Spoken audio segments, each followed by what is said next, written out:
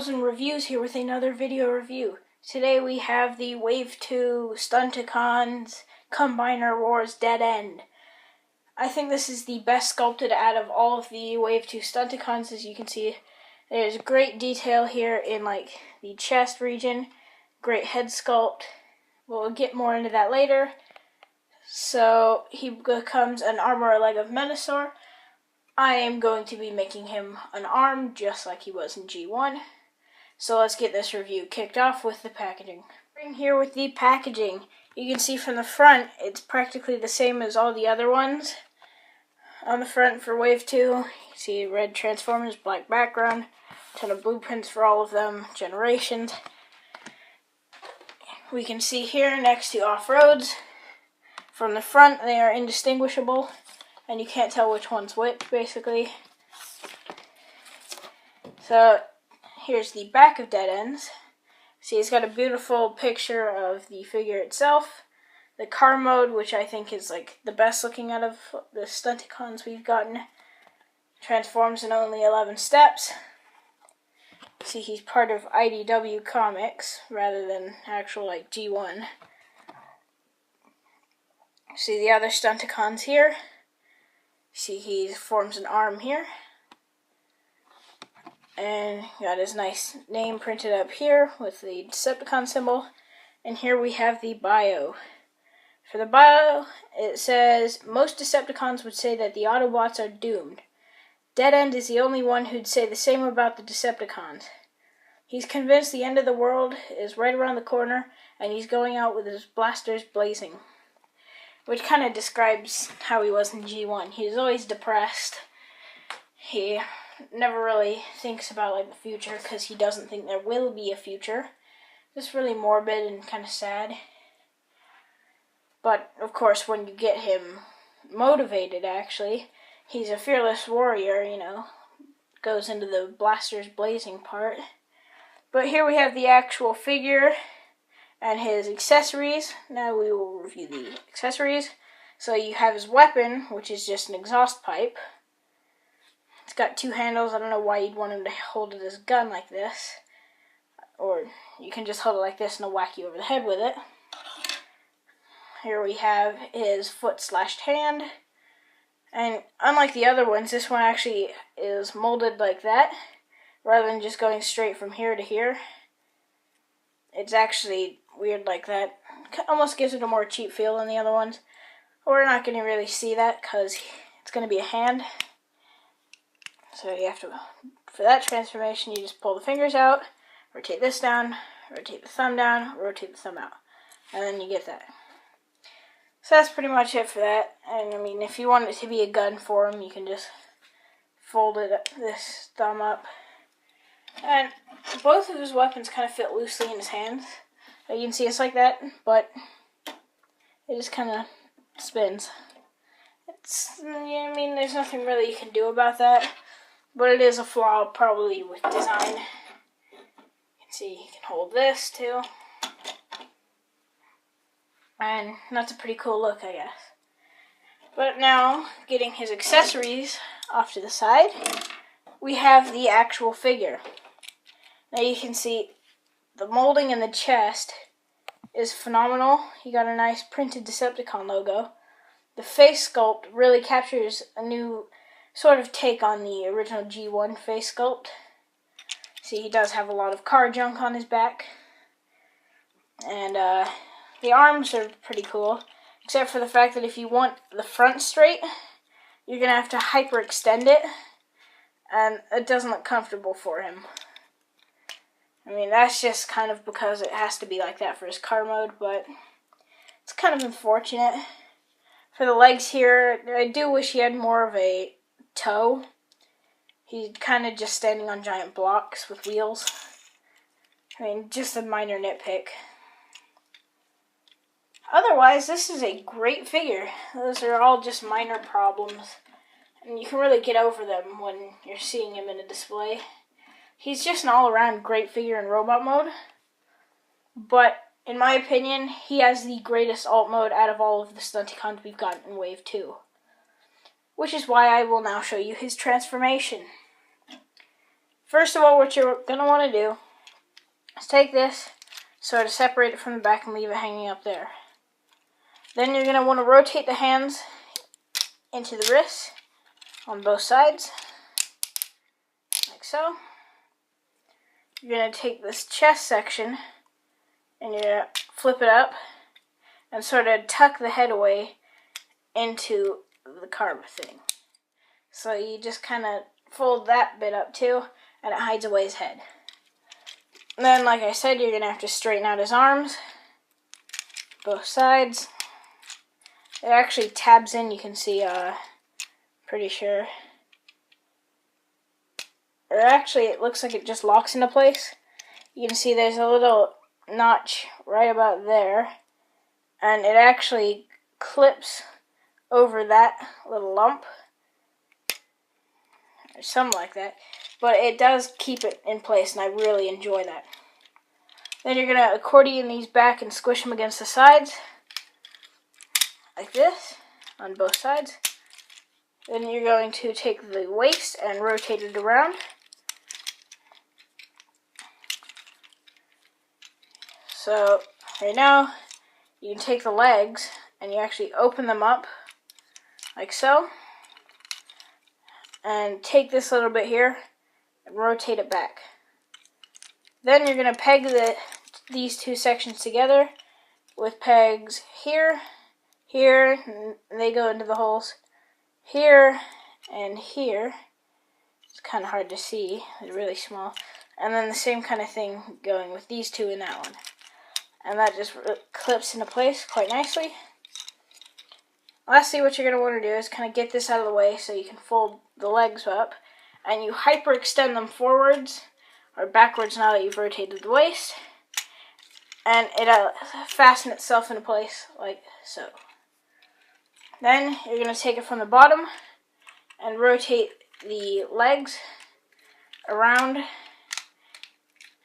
and squish them together quite nicely. Sometimes needs some fiddling because it won't stick together right. But that looks like the best we're going to get right now.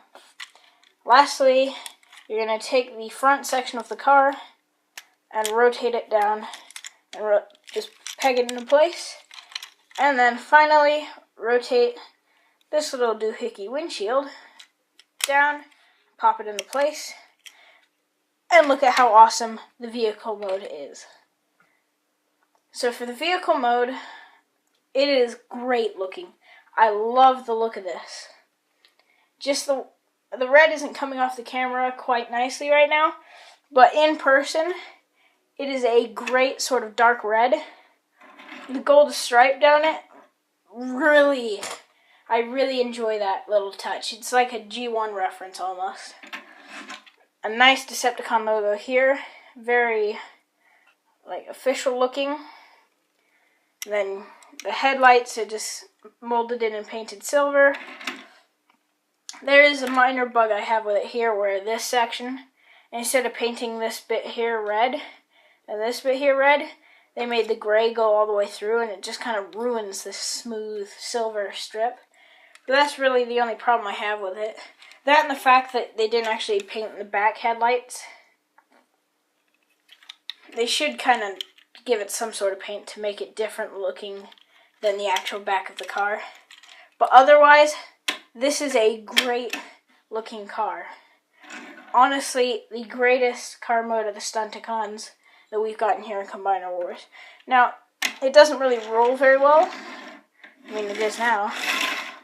But in doing that, you're probably scraping things on the bottom because there is a lot of junk that's hindering the rolling. Because, I mean, if you can see how low to the ground that is, there are a lot of problems with that.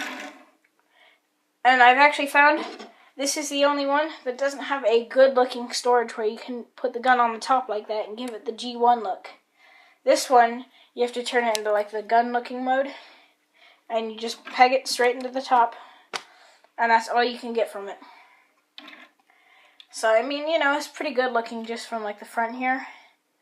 Gives it more of that G1 look, because the G1 guns that you peg into the back and came over were actually quite high off of the actual car. But this, I mean, you see it from the top and there's fingers on his gun. That just doesn't really look right in my opinion. So that's it for the weapon storage on this accessory. For the next one, pretty much all you can do is there's a hole here on the side. And you peg it in to make it look like some sort of side exhaust. I mean, that looks pretty cool. The way it kind of sticks out the side. But then you got this sticking out, it kind of ruins that look. Otherwise, this is a great looking car. Like I said before. And to turn it into foot mode. I mean, I'm not going to be turning it into foot mode for Menasor. But this is just because Wild Rider's coming out. And he's going to be a repaint of this guy. So all you do is take the windshield, you unpeg it from there. You grab it here, unpeg it, and just rotate this down. And here you have what just imagine this is grain red, and you'll see what Wild Rider is going to look like as a leg. So that's really it for the leg mode. Then for the arm mode, actually, you're going to want to pretty much take it close to back to how it was in robot mode. So you're going to fold the legs down like they were in robot mode. You're going to take this little bar, rotate that down, peg these together like they were as legs, but then you're going to peg them back together sort of like how they were in car mode. Then, since he's going to be on this side of Menasor, we're going to have it like this. We're going to rotate this around forward. And there you have the elbow joint as his knees. Then, it's really difficult, but you got to pull this combiner port out. This is the stiffest one, I think, out of all of them. But there, you just kind of rotate that out. I find this little bar here works as a great fingernail hold to pull that out. And then pretty much lastly, all you have to do is sort of rotate this sort of like however you'd like. I mean, you can kind of have it like this, giving it more of the car look he had in G1. Or I think most of the instructions tell you to actually have it like this. But I find, or you can do this. But I think it has that more G1 look if you do it like this. And of course, to complete the look, you gotta have the hand. So taking what we had as a foot before, we transform it back into a hand like we had it. And that just pegs into the little thing we had to rotate around in the transformation. And this is a great looking arm right here. And so, time to have see what it's going to look like when it's combined to Menasor. I am back, and here we have the Motormaster body. So you just take this, you can see it's a big thing, and that just slides into this combiner port, like so. Kind of gets hindered by a lot of the junk coming off of it, but you can eventually slide it in, and there you go. It looks awesome, and as you saw in the off-road actual review, it's going to be a really big guy. So that's pretty much it for this mode. Just quickly getting him back to his robot mode, you can just quickly rotate everything down, rotate that, this down, pull that down, this, accordion that up, rotate out the hands, and there you have it. Deadend back in his amazingly sculpted, and painted for that matter, robot mode. So this pretty much concludes my review of the Combiner Wars Deluxe Class Deadend, part of Menasor. If you enjoyed this video, leave a like. If you have any questions or requests on what you want me to review next, leave in the comments. And for more of this content and reviews, subscribe. I will see you in the next review.